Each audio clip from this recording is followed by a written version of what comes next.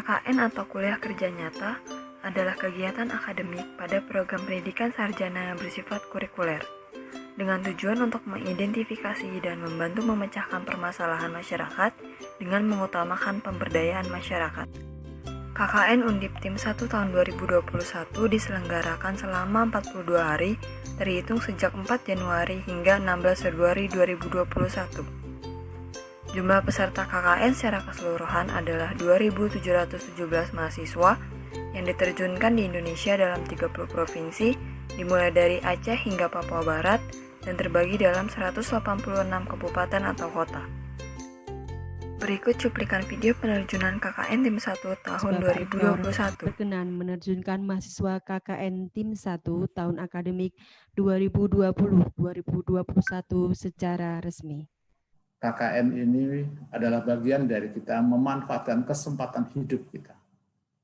KKN ini sebetulnya mengajari Anda bahwa semua kegiatan itu, semua kebijakan harus dimulai adanya research. Maka ketika Anda melakukan sesuatu, jangan sampai terjadi Anda melakukan sesuatu yang kemudian ternyata itu tidak dibutuhkan.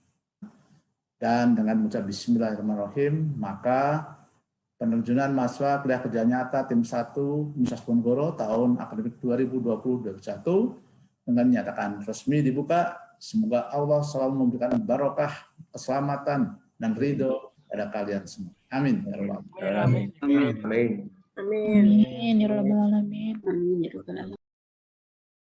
Dengan adanya pandemi COVID-19 ini, maka kegiatan KKN Tim 1 tahun 2021 masih menggunakan sistem daring seperti periode-periode sebelumnya.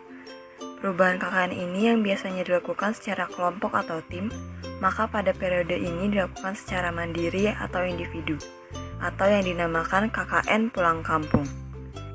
Lokasi KKN yang saya pilih yaitu Kelurahan Ulu Jami memiliki kode pos 12250 dengan luas wilayah 1,71 km persegi. Terdiri dari 5.480 keluarga, 88 RT, dan 8 RW. Kelurahan ini berbatasan dengan Grogol Selatan dan Kebayoran Lama di sebelah utara, Petukangan Selatan dan Pesanggerahan di sebelah barat, Kebayoran Lama Selatan dan Kebayoran Lama di sebelah timur, dan Bintaro dan Pesanggerahan di sebelah selatan. Lokasi pelaksanaan kuliah kerja nyata sendiri lebih tepatnya dilakukan di RT 2 RW 3 Kelurahan Ulu Jami, di mana terdapat satu sekolah dasar, satu tempat ibadah musola. Aktivitas masyarakat RT 2 RW 3 saat ini diminimalisir dikarenakan PSBB, tetapi masyarakat masih beraktivitas di luar rumah untuk pekerjaannya masing-masing. Dengan tema kegiatan KKN yaitu pencegahan COVID-19 dan SDGs di era pandemi COVID-19, terpilih dua program KKN untuk dilakukan oleh peserta, yaitu program 1, optimalisasi pendataan COVID-19 dengan tes mandiri masyarakat melalui aplikasi JAK CLM, dan program 2, sosialisasi program pola hidup sehat cerdik dalam mencegah penyakit tidak menular di masyarakat untuk mendukung tujuan 3 SDGs yaitu kehidupan sehat dan sejahtera. Kedua program ini dilaksanakan dengan melakukan sosialisasi edukasi ke masyarakat RT 2 RW 3 secara door-to-door dan daring. Saya Tri Dewi sebagai peserta KKN izin menjelaskan ya Bu mengenai poster yang udah saya buat. Jadi saya izin menjelaskan Bu jadi ada dua poster yang ingin saya jelaskan, itu tentang tes mandiri corona sama tentang pola hidup cerdik untuk mencegah penyakit tidak menular. Ya, jadi dimulai yang pertama dulu ya Bu. Jadi saya ingin menjelaskan tentang cek mandiri resiko corona dengan JAK CLM. Nah jadi karena mungkin kalau misalkan ada beberapa masyarakat kan ada yang takut gitu ya Bu untuk tes langsung ke bisa ke puskesmas tuh Mbak. Iya, itu kan kadang ada rasa takut tersendiri gitu ya. Nah jadi mungkin bisa cek gejalanya itu, cek risikonya itu sendiri terlebih dahulu. Nah jadi ini step-stepnya Bu, cara-caranya. Jadi yang pertama itu ada unduh aplikasi Jaki di Google, di Play Store atau di App Store. Terus nanti di aplikasi Jakinya dibuka, pilih tes mandiri, tes Corona Likelihood Matrix CLM. Nah, nanti di situ ada ketentuan-ketentuan yang dijelaskan seperti harus isi data dengan jujur, dan satu nik itu hanya bisa digunakan 1 kali seminggu. Ya, jadi satu nik ya, bukan satu kakak bukan. bukan. Jadi per orang itu hanya bisa untuk 1 minggu. Terus setelah itu nanti ada pertanyaan mengenai identitas diri. Nah, itu bisa diisi dengan jujur, terus sesuai dengan aktivitas yang ada sekarang. Misalkan kepala keluarga sedang kerja lagi di luar kota. Aktivitas per hari ini. Jadi mungkin kalau misalkan ternyata Ibu Retno harus kerja yang butuh keluar rumah gitu. Terus nanti ada pertanyaan-pertanyaan tentang informasi klinis, tentang riwayat kontak, seperti itu. Mungkin Ibu pernah melakukan pekerjaan atau pernah berkontak langsung dengan pasien positif. Terus nanti setelah udah isi pertanyaannya semuanya, bisa cek kembali rangkuman. Jadi nanti dicek lagi mungkin. Oh, ini berarti tes kuesioner ya? Iya. Oh, saya pikir tes apa? Tes apa itu namanya? Enggak, Bu. Jadi nanti kayak tes kuesioner, jadi tinggal isi data, isi pertanyaan. Nanti kalau udah selesai bisa lihat hasil tes, terus nanti hasil pemeriksaannya keluar.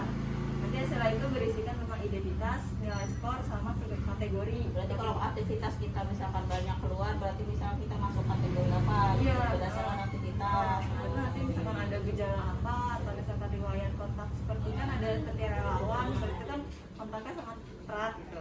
Nanti muncul hasil bisa nanti diunduh lalu di screenshot. Nah, jadi hasilnya itu ada 3 kategori. Kasih tahu, jadi itu resiko rendah, yang aman untuk kemana-mana gitu. Terus yang kedua yang risiko sedang, jadi tetap di rumah tapi cukup beresiko untuk terkena gitu. Nah, sedangkan resiko tinggi itu udah sangat mungkin kalau orang itu tuh terkena. Jadi diwajibkan isolasi mandiri selama 14 hari. Terus habis itu wajib juga PCR atau swab test. Habis itu di sini ada aku kasih tahu cara isolasi mandiri di rumah yang benar. Yang pertama itu tuh tinggal di rumah dan jangan berinteraksi dulu sama dengan masyarakat selama 14 hari. Terus tetapkan terapkan perilaku hidup bersih dan sehat. Terus habis itu ukur suhu tubuh setiap harinya untuk melihat perkembangannya. Terus gunakan kamar terpisah dari anggota keluarga lain untuk menghindari kontak. Gunakan masker bagi yang terkena maupun yang merawat yang ada di rumah seperti itu. Terus hindari pemakaian bersama peralatan makan, mandi, dan spray atau yang buat tempat tidur. Terus selalu physical distancing, habis itu berjemur setiap pagi di bawah sinar matahari. Lalu ada bersikap pertemuan benda dengan disinfektan. Lalu yang terakhir ini selalu hubungi kayak hotline COVID atau satgas COVID setempat, itu bisa RT bisa RW. Terus yang kedua ini kita ada sosialisasi pencegahan penyakit tidak menular. Nah, jadi tuh penyakit tidak menular tuh ada apa aja sih? Jadi tuh ada kayak kanker, penyakit jantung, stroke, hipertensi, diabetes. Jadi tuh apa yang memungkinkan kita itu terkena penyakit tidak menular. Itu tuh ada kurangnya aktivitas fisik, stres, pola makan tidak sehat, merokok, sama konsumsi alkohol. Jadi itu 5 ini sangat meningkatkan resiko kita untuk terkena penyakit-penyakit ini. Itu untuk mencegahnya tuh ada pola hidup cerdik. Jadi C-nya itu cek kesehatan rutin, E-nya enyahkan asap rokok, R-nya rajin aktivitas fisik, D-nya diet seimbang, I-nya istirahat cukup, sama K-nya kelola stres. Jadi kalau misalkan ini sebenarnya sama aja kayak pola hidup sehat pada biasanya, cuma untuk singkatannya cerdik itu untuk biar ada pola hidup cerdik. Jadi C-nya untuk cek kesehatan rutin, terus E-nya enyahkan asap rokok, R-nya rajin aktivitas fisik, D-nya diet seimbang, I-nya istirahat cukup, sama K-nya kelola stres. Jadi pola hidup cerdik ini tuh mencegah untuk terkena penyakit tadi. Penyakit tidak menular itu. Jadi karena kita lagi pandemi gini ya, pola hidupnya jadi berubah. Nah, untuk mencegah penyakit-penyakit yang kayak diabetes, jantung itu tuh Dengan ini, dengan ini pola pola hidup saat ini. Sebenarnya pola hidup sehat seperti biasanya sih, cuma ini kayak ada singkatan cerdik supaya ingat gitu, supaya lebih poin-poinnya aja gitu sih. Jadi iya, ini aku mau udah jadi mau ngasih 2 poster ini supaya bisa membantu gitu. Mama di rumah. Luaran dari program 1 adalah poster dan video tutorial yang menjelaskan tahap-tahap untuk melakukan tes mandiri dengan JAK CALM. Dengan melakukan tes mandiri, dijelaskan juga apa yang harus dilakukan apabila memiliki risiko rendah, sedang, atau tinggi terhadap COVID-19 dan cara melakukan isolasi mandiri yang benar. Dan untuk luaran program 2, yaitu berupa poster yang menjelaskan apa saja yang termasuk penyakit tidak menular, faktor-faktor risikonya, serta bagaimana caranya melakukan pola hidup cerdik itu sendiri, yaitu dengan cek kesehatan rutin, enyahkan asap rokok, rajin aktivitas fisik, diet seimbang, istirahat cukup, serta kelola stres. Kegiatan ini diharapkan masyarakat untuk mencegah peningkatan kasus COVID-19, mengefisienkan penanganan dan pendataan kasus COVID-19, dan melakukan pencegahan kasus penyakit tidak menular pada masyarakat. Dan yang terakhir sebagai penutup, yaitu kesan dan pesan dari Ketua RT 2 untuk mahasiswa KKN. Sebelumnya Pak RT mungkin ada pesan untuk mahasiswa KKN di kedepannya seperti apa gitu? Pesannya dengan hal yang ini pun menurut saya udah transparan, udah bagus. Ada kesinambungan antara mahasiswa KKN dengan Pak RT setempat. Untuk kedepannya mungkin kalau memang untuk KKN di sini ya mungkin akan lebih leluasa, lebih enak ke Pak RT-nya dulu ya, setelah dijelaskan sebelumnya. Nah, setelah dapat wacana dari Pak RT, baru mereka harus lebih jalan keluarganya, apa sih yang dimaksud dan apa tujuannya untuk KKN ini.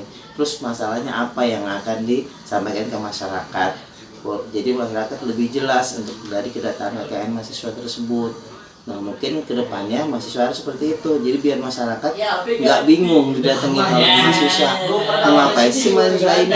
Nah, sebelum melaksanakan tugas harus dikenali ke masyarakat. Saya dari mahasiswa ini, KKN tujuannya untuk ini. Jadi masyarakat jadi lebih mengerti, biar nggak canggung. Mungkin itu saja kedepannya untuk mahasiswa yang akan KKN di langkah berikutnya. Terima kasih.